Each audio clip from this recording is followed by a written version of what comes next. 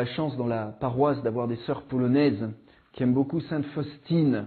Alors je vais vous parler un petit peu de cette grande sainte qui a vécu à Cracovie, qui est allée à Vilnius et qui a eu une vie intense, une vie spirituelle si riche, une grande mystique qui a aidé le monde à se tourner davantage vers la miséricorde divine. Jésus qui disait à cette sainte « Quand l'âme s'approche de moi avec confiance, je la comble de tant de grâces qu'elle ne peut les contenir toutes et qu'elle les projette sur d'autres âmes. » En d'autres mots, chaque fois que nous allons devant le Saint-Sacrement, Jésus nous comble de tant d'âmes qu'on ne peut les garder toutes et que ces âmes, que ces grâces, sont déversées autour de nous sans même que nous en soyons nécessairement conscients.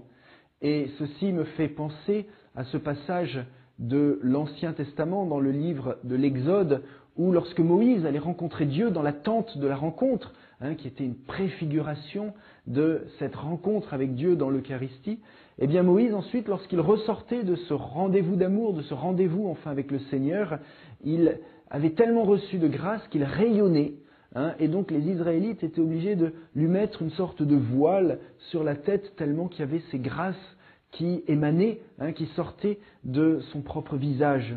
Et alors si déjà dans l'Ancien Testament, il y avait tant de grâces, qui étaient après tout qu'une préparation, une préfiguration de la Nouvelle Alliance, combien plus dans la Nouvelle Alliance, Jésus nous comble de tant de grâces en sa présence, qu'on ne peut les garder pour nous-mêmes et qu'elles se répandent autour. On peut dire de même que lorsqu'il fait beau, lorsqu'il y a du soleil, on ne peut sortir sans recevoir ces rayons de soleil, ces rayons de chaleur. De même, lorsqu'on vient devant le Saint-Sacrement, on ne peut pas ne pas recevoir ces rayons de grâce et de miséricorde qui découlent du cœur de Jésus. Alors, en parlant de Sainte Faustine, on pense bien sûr à l'image de la miséricorde divine. Et voici ce qu'elle écrit dans son petit journal. « Un soir, en entrant dans ma cellule, je vis Jésus exposé dans l'ostensoir. Il m'a semblé que c'était en plein air. Au pied de Jésus, je voyais mon confesseur. Derrière lui, un grand nombre de dignitaires de l'Église. Plus loin encore, je vis de grandes foules que je ne pouvais embrasser d'un coup d'œil. Je voyais ces deux rayons sortant de l'hostie, les mêmes qui sont sur l'image. Ils étaient étroitement unis, mais ne se confondaient pas. Ils passèrent par les mains de mon confesseur, puis par les mains de ce clergé, et de leurs mains à la foule, puis revinrent à l'hostie. » En d'autres mots, ce que Sainte Faustine voit d'une manière mystique, c'est ce qui se passe chaque fois que nous allons devant le Saint-Sacrement, c'est-à-dire que nous sommes là devant cette petite... Faustine était devant Jésus dans l'Eucharistie, et elle voit ces rayons qui se déversent du cœur de Jésus, ces rayons d'amour, de miséricorde, mais qui vont se déverser pas simplement sur Faustine, sur elle qui est là devant, mais qui vont d'abord sur elle, c'est sûr, qui est là, mais ensuite elle voit l'humanité entière qui reçoit ces rayons d'amour et de miséricorde.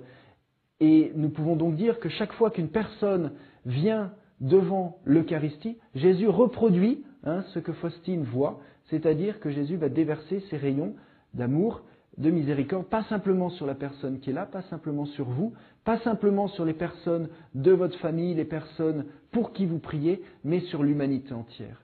De sorte que chaque fois que vous alliez, tout homme, toute femme, tout enfant sur terre reçoit des bienfaits spirituels de cette rencontre avec le Seigneur. Nous touchons le cœur de Jésus qui touche le cœur de Dieu, et Dieu touche vraiment tous les cœurs de l'humanité.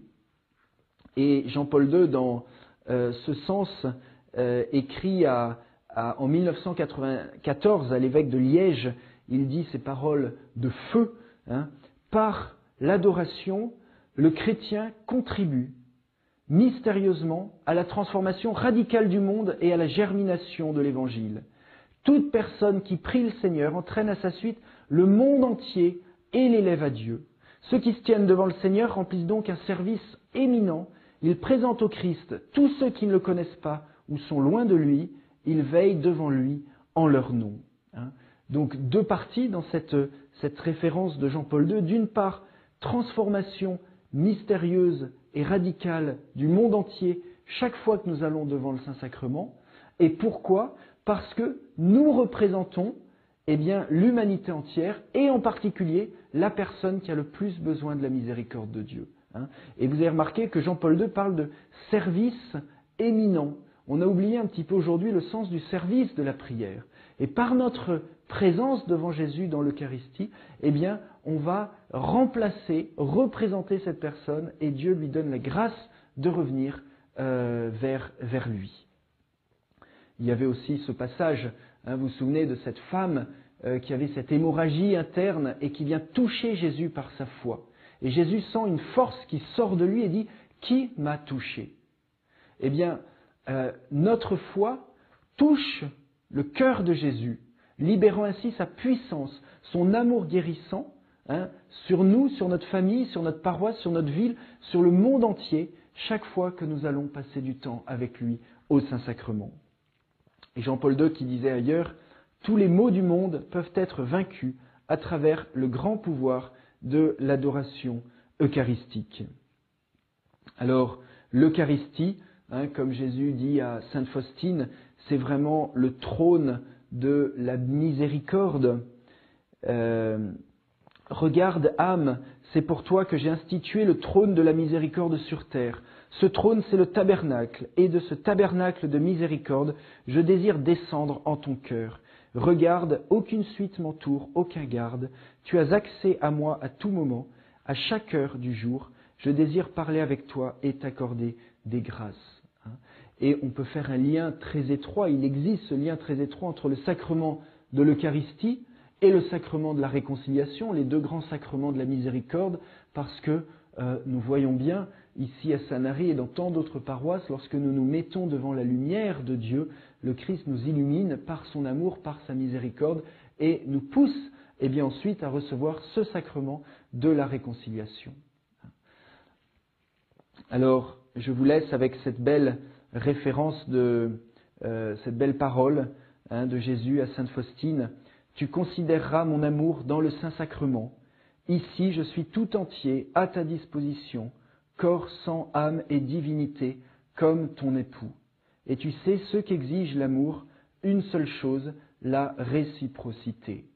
Alors, sachons donner à Jésus amour pour amour, lui qui a tout donné sans compter dans l'Eucharistie, sachons l'adorer avec tout notre cœur, toute notre force, toute notre âme. Merci et à bientôt.